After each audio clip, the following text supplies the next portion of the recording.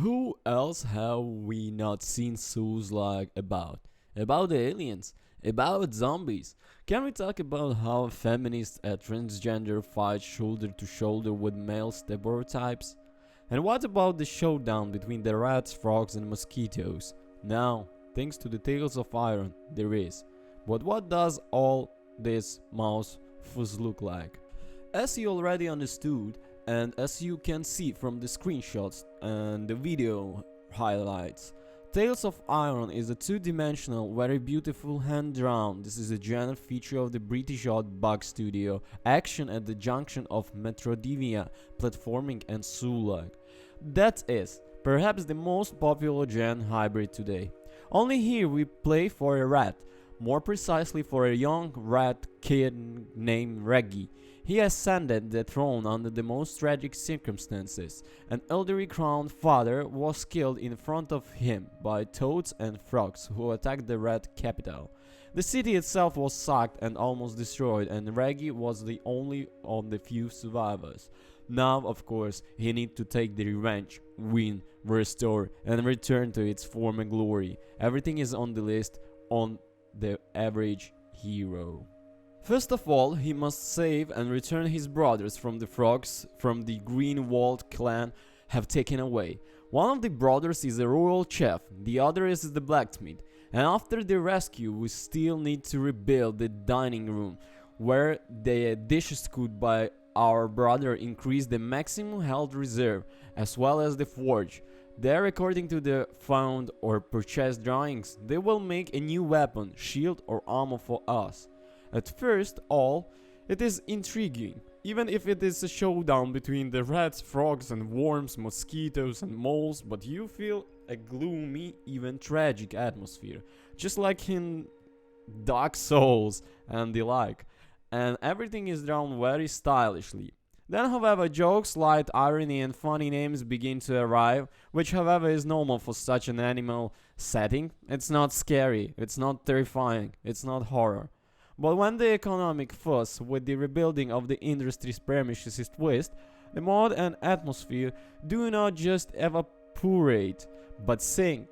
The fact is that we are forced to go through side tasks in the order to earn gold for construction work. And these quests are exclusively for the carbon copy. Destroy all the layer of worms, set up a camp of crocs and stuff like that, and unfolds plus or minus in the same locations. First, they will ask to earn 8 gold coins in this way, then 10, and then you sweaty bring everything, and then they tell you, let's collect another 30 gold in the same way. Then you will want to become the very rat that escapes from the ship. Thank God Reggie's story is made up not only for vulturing forced labor, but such situations. I repeat, knock out the general read and the mood. Reggie himself sometimes sneers at the fact that the king is forced to run and complete the tasks. The gameplay itself pleases primarily when the combat system. There are particularly no passable battles in the Tales of Iron, especially at first. The authors immediately make it clear that it will be not easy, no joke. Almost all first session fight in the game and right away with the boss, and in the future even 1 or 2 privateers of the enemy can quickly cut off Reggie's iron tail. You have to dodge, block and counter-attack in time. At the same time, the game seems to make 2 significant indulgences. First, there is no endurance, you can hit and dodge as much as you like. Second, color indicators flash during special attacks. Red indicate that the attack can be dodged, and yellow that is better to block it.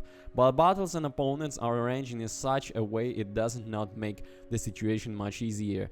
There are often many options and opponents involved in battles, and when someone from above or from below throws something at you or spits something, this needs to be blocked. Someone is going to ram, someone is preparing a red or yellow attack, and they should orient yourself and do everything wrong. It's simple.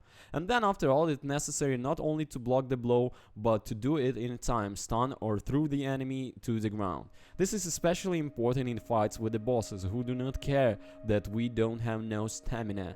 They are still all strong with their own counters. They can spit poison, summon lightning and jump across the entire area.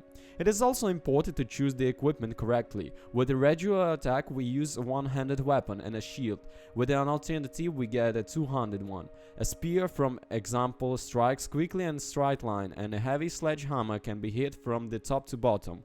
When meeting with flying creatures, that can be useful. Yes, there is always a bow or crossbow, but arrows stand to the end.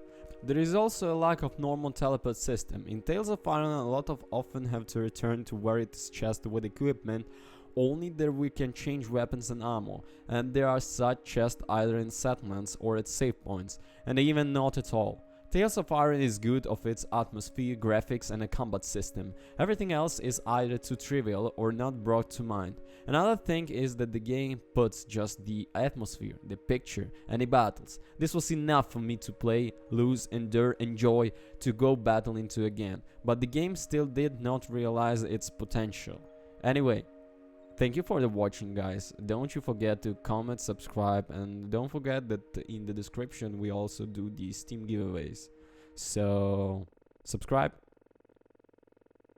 and peace.